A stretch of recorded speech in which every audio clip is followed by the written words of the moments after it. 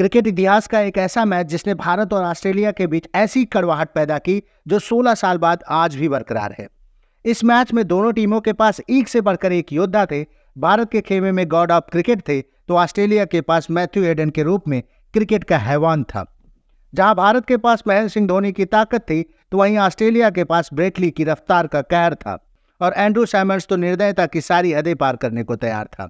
कप्तान MS धोनी ने toss जीता और इंडिया टीम ने पहले बल्लेबाजी करने का फैसला किया। इंडिया की ओर से सचिन तेंदुलकर और सौरव गांगुली की सलामी जोड़ी पारी की शुरुआत करने मैदान पर आती है। भारत 2007 वर्ल्ड कप बुरी तरह से हारने के बाद उस समय काफी बुरे दौर से गुजर रहा था। इंडिया टीम के दिल से लीग स्टेज से बाहर होने का दर्द अभी तक निकला भी नहीं था। हालांकि सचिन और गांगुली हर मैच में उस दर्द को भुलाने के लिए आक्रामक पारियां खेल रहे थे। वहीं कंगारुओं की तरफ से गेंदबाजी की कमान ब्रेट ली के हाथ में होती है। उस दौर में ब्रेट ली को अपनी रफ्तार पर इतना घमंड होता था कि वो अपने सामने किसी बल्लेबाज को कुछ भी नहीं समझता था। यह मैच दोनों ही देशों के लिए ऐतिहासिक होने वाला था। ब्रेट ली अपने पहले ही ओवर में गांगुली को खूब छकाया। गांगुली ने किसी तरह बचते बचाते एक चौका जरूर लगाया, लेकिन आज ऑस्ट्रेलियन गेंदबाजी की लहराती गेंदों के सामने तेंदुलकर भी लाचार दिख रहे थे। इसी बीच नेथन ब्रैकेन की एक लहराती हुई गेंद आकर सीधे सचिन के पैड पर लगती है और एक पल को तो ऐसा लगा मानो सामने खड़ा इतिहास का सबसे बेईमान अंपायर स्टीव बकनर सचिन को आउट दे देगा। हालांकि ऐसा नहीं हुआ। स्टीव बकनर के बारे में कहा जाता है कि सचिन को गेंदबाजों ने उतनी बार आउट नहीं किया जितनी बार स्टीव बकनर ने ही आउट किया है। कहा जाता है कि स्टीव बकनर कभी नहीं चाहता था कि सचिन ब्रायन लारा का रिकॉर्ड तोड़े, इसलिए वह सचिन को गलत आउट दे दिया करता था। हालांकि इस बार सचिन बच जाते हैं। ऑस्ट्रेलिया पूरी तरह से भारतीय टीम पर हावी हो चुकी थी। अगले ओवर में ब्रेट ली फिर से आते हैं और सचिन एक बार फिर फंस जाते हैं, लेकिन अंपायर सुरेश शास्त्री अपील को नकार देते हैं।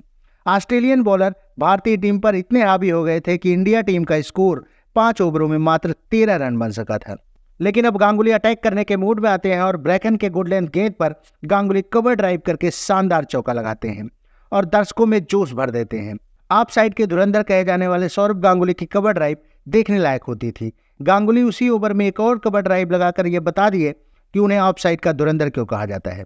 दूसरी तरफ सचिन अभी भी स्ट्रगल कर रहे थे और एक बार फिर ब्रेट ली की गेंद पर आउट होने से बच जाते हैं और इस तरह तीसरी बार भी सचिन आउट होते होते बच जाते हैं। ब्रेट ली अब गुस्से से लाल हो चुके थे और अगली गेंद उन्होंने खतरनाक बाउंसर डाल दी और एक बार फिर से सचिन की किस्मत ही थी कि थोड़ी देर हवा में रहने के बाद गेंद नो मैंस लैंड में गिरती है। आज का समय था कि क्रिकेट का भगवान कहे जाने वाले सचिन तेंदुलकर एक एक रन के लिए तरस रहे थे और सामने खड़ा ब्रेट ली उनकी परीक्षा ले रहा था। अब पहला पावर प्ले समाप्त हो चुका था और भारत का स्कोर महज 35 रन ही हुआ था।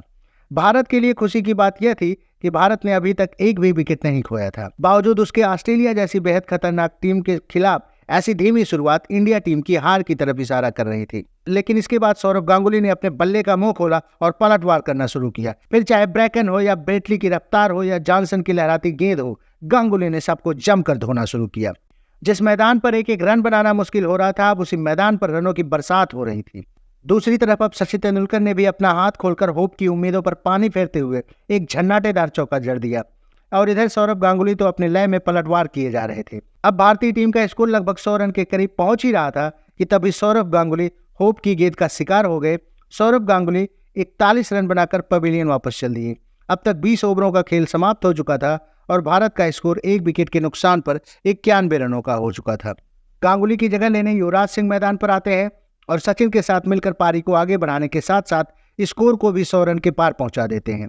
अब तक सचिन का बल्ला बेहद ही खामोश था और युवराज सिंह अभी अभी मैदान पर आए थे, तो ऐसे में सारी जिम्मेदारी सचिन के कंधों पर ही होती है और सचिन ने एक बेहतरीन चौका लगाया। कंगारुओं ने युवराज सिंह को स्पिन में फंसाना चाहा, लेकिन सिक्सर किंग युवराज सिंह चौकों की बरसात कर रहे थे और 31वें ओवर में 2 शानदार चौके मार दोनों बल्लेबाजों ने 50 रनों की साझेदारी पूरी कर ली और इसी के साथ ही सचिन तेंदुलकर ने भी अपना अर्धशतक पूरा कर लिया। उधर अब युवराज सिंह जैसे शिकारी बन चुके थे और जब जब वो कंगारू गेंदबाजों को सामने देखते मानो अपने शिकार को दबोच लेते। अब युवराज का इस मैच में एक तरफा राज चल रहा था। यह जोड़ी भारतीय टीम को पूरी तरह से संभाल चुकी थी, लेकिन अब भारतीय टीम को कुछ बड़े शॉट्स की सख्त जरूरत थी और ऐसे समय में युवराज सिंह के रूप में भारत को एक बड़ा झटका लग जाता है।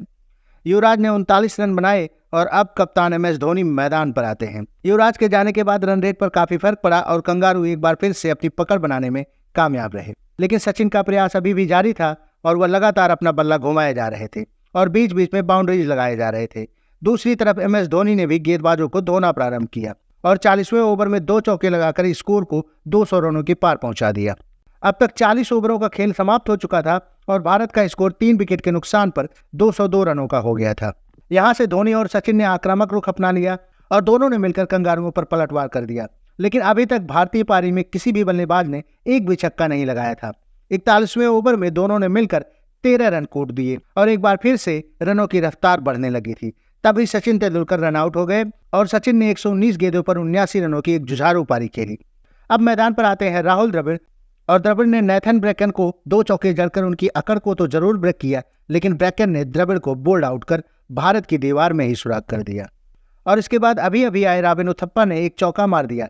यहां से केवल 4 ओवरों का खेल बाकी था और स्कोर 250 रनों पर 4 विकेट होता है। इसके बाद धोनी का आतंक देखने को मिला और उथप्पा भी मानो हवा की उड़ान भर चुके थे। उथप्पा का वार कंगारुओं की आत्मा को डरा रहा था और उधर भारतीय फैंस जश्न मना रहे थे और उधर ब्रेटली निराश हो चुके थे। भारत के लिए आखिरी ओवर बेहद ही शानदार रहा क्योंकि इस ओवर में धोनी और उथप्पा ने मिलकर 21 रन कूट दिए। उथप्पा ने दूसरी और तीसरी गेंद पर चौका लगाया और धोनी ने 5वीं गेंद पर झन्नाटेदार चौका मार दिया। धोनी ने पारी के अंतिम ओवर की आखिरी गेंद पर इनिंग का पहला छक्का लगाकर पारी को समाप्त कर दिया और छक्के के साथ ही धोनी ने अपना अर्धशतक भी पूरा कर लिया और भारत के स्कोर को 291 रनों तक पहुंचा दिया। भारतीय बल्लेबाजों ने भारत को अच्छी स्थिति में पहुंचा दिया था। वहीं ऑस्ट्रेलिया की तरफ से ब्रेकन सबसे ज्यादा महंगे साबित हुए। ब्रेकन ने सबसे ज्यादा 78 रन लुटाए। अब ऑस्ट्रेलिया को यह मैच जीतने के लिए 50 ओवरों में 292 रन बनाने थे। ऑस्ट्रेलिया की तरफ से एडम गिलक्रिस्ट और मैथ्यू हेडन पारी की शुरुआत करते हैं और यह जोड़ी उस दौर की कितनी खतरनाक जोड़ी थी इसका परिचय पारी के शुरू में ही हेडन ने चौका लगाकर दे दिया। फिर गिलक्रिस्ट ने आरपी सिंह को एक झन्नाटेदार चौका लगाया जिसे देखकर हर कोई उनके शॉट की तारीफ कर रहा था। एक तरफ गिलक्रिस्ट का कहर जारी था तो दूसरी तरफ हेडन गेंद को हवा में उड़ा रहे थे। शुरुआती 5 ओवरों में ऑस्ट्रेलियाई टीम का स्कोर 37 रन पहुंच गया था। तभी एमएस धोनी ने गेंद आरपी सिंह को सौंपी और आरपी सिंह की गेंद पर जहीर खान ने बाउंड्री पर कैच पकड़ा। इसके साथ ही गिलक्रिस्ट को पवेलियन का रास्ता दिखा दिया। वैसे तो आमतौर पर इस जगह पर कोई फील्डर नहीं रहता था, लेकिन मास्टरमाइंड एमएस धोनी ने यह फील्ड लगाई थी। अब ऑस्ट्रेलिया को पहला तगड़ा झटका लग चुका था और अब ऑस्ट्रेलिया के कप्तान रिकी पॉन्टिंग मैदान पर आते हैं। ऑस्ट्रेलियाई टीम की हमेशा से यही स्ट्रैटेजी रही है कि विकेट गिरे तो गिरे पर रन रेट नहीं डाउन होना चाहिए और हेडन इस स्ट्रैटेजी को बखूबी फॉलो कर रहे थे। जहां भारत ने पूरी पारी में एक छक्का तक नहीं लगाया, वहीं ऑस्ट्रेलिया की तरफ से छक्कों की बरसात हो रही थी। अब कप्तान रिकी पॉन्टिंग ने आरपी सिंह को खूब दौड़ाया और उनको 10वें ओवर में 3 चौके मार इस ओवर में 16 रन निकाल दिए।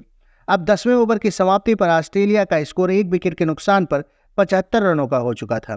अब ऑस्ट्रेलियाई टीम को बहुत मजबूत शुरुआत मिल चुकी थी, लेकिन मैथ्यू हेडन का बल्ला रुकने का नाम नहीं ले रहा था क्योंकि वह गेंदबाजों के साथ अब जैसे खिलवाड़ कर रहे थे और भरे मैदान पर उनका मजाक उड़ा रहे थे।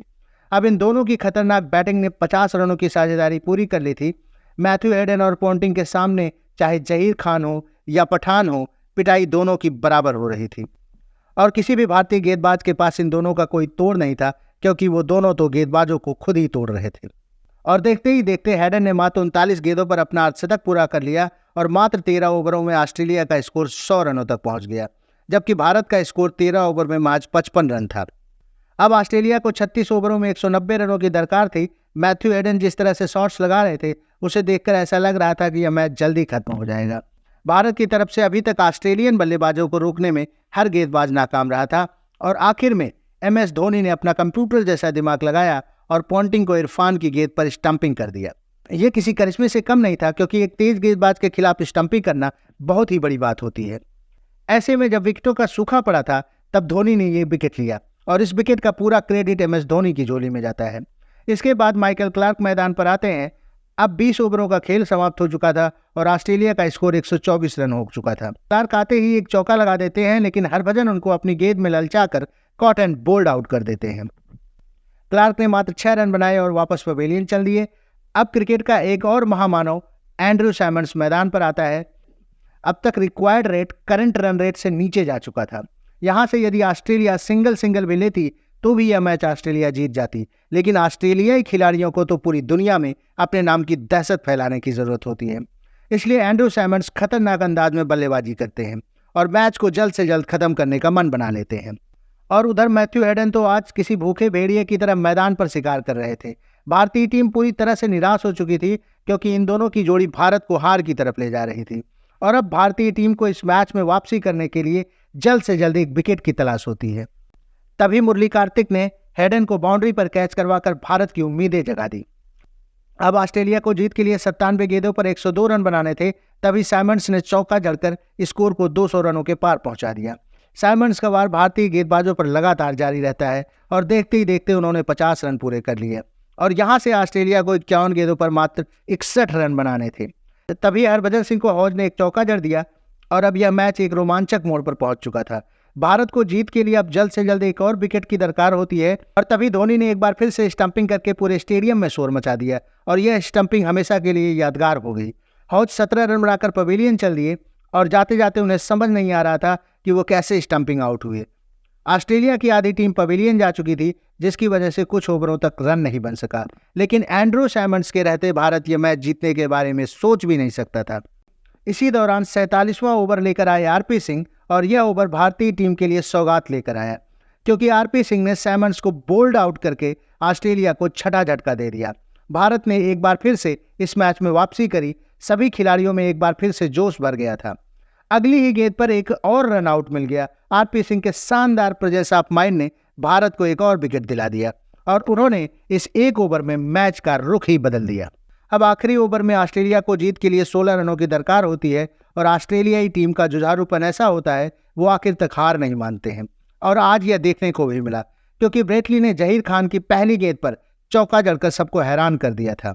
यह मैच भारत की झोली में आ रहा था, लेकिन फिर भी हार का डर सता रहा था। लेकिन उसके बाद जहीर खान ने कुछ ऐसी बॉल फेंकी जिस पर रन ही नहीं बने। अब ऑस्ट्रेलिया को पारी की आखिरी गेंद पर 9 रन बनाने थे, लेकिन आखिरी गेंद पर केवल 1 रन बन सका और यह मैच भारतीय टीम ने 8 रनों से जीत लिया। उस वक्त ऑस्ट्रेलिया को हराना किसी सपने से कम नहीं था और उस दौर में इंडिया टीम ही दुनिया की अकेली टीम थी जो ऑस्ट्रेलिया को जमकर टक्कर देती थी। इस मैच में धोनी को शानदार बैटिंग और जबरदस्त कप्तानी के लिए मैन ऑफ द मैच दिया गया। आपको वीडियो पसंद आई हो तो लाइक करके चैनल को सब्सक्राइब जरूर कर लीजिएगा। मिलते हैं अगली वीडियो में। जय हिंद।